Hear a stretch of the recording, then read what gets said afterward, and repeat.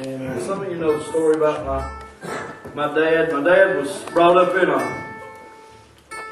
an old Pentecostal home. My granddad had 9 children, and he lived in Blue Ridge whenever they were little, and God had called him into ministry back many years before. And the Church of God sent him down into South Georgia to start building churches for them. He'd go to a town somewhere and put up an old brush arbor, put up an old ragged tent. He'd find 2 or 3 people out there somewhere that wanted to have church, and they'd start holding a meeting and revival. And next thing you know, they'd start a work out of it. They'd start up a church, and a couple of years later, Granddaddy'd pack all them kids up and move again. They said he'd moved so many times.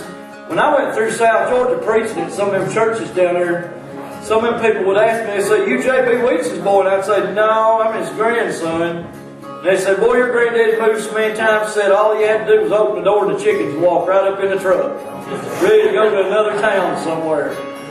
My dad grew up in that environment, and sometimes he went to church nearly every night of the year.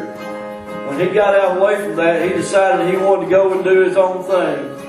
And he joined the Navy and started, serving his country in World War II, and got out away from God, got out away from, his family and his daddy and God's church, and the Word of God and everything, and got into that lifestyle of just living rough. And I used to ask my daddy, I'd say, "Daddy, whenever you die, where do you think you're going?" And he'd say, "Son, I can't live the Christian life. I can't live good enough to be a Christian. Son, I really think that I'm going to hell." Kind of the same way that Mike was talking about those people down there in Honduras.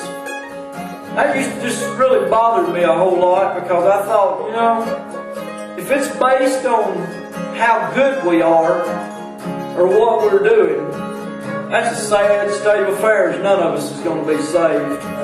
I knew there was something wrong with all that, but when that is instilled in you, and I hate to say it, my granddaddy was good, I guess, at preaching grace at church, but then he preached law at home and kind of made it harder on those kids than anybody else. And I don't guess that Daddy and them understood that it's all the love of God, and despite your mistakes, if you'll just trust in Him, He'll forgive you.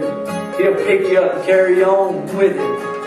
And but the good news is, a few years before my daddy passed away, he got right back with the Lord and gave his life back to Him. And I was always so proud of that. Well, Katie sat down there one day at the house and got to thinking about all them old stories that Daddy had told and I told and stuff like that. And wrote this song, and the first time I ever heard it, couldn't hardly stand it. She couldn't hardly stand it, so we just threw it in the file cabinet.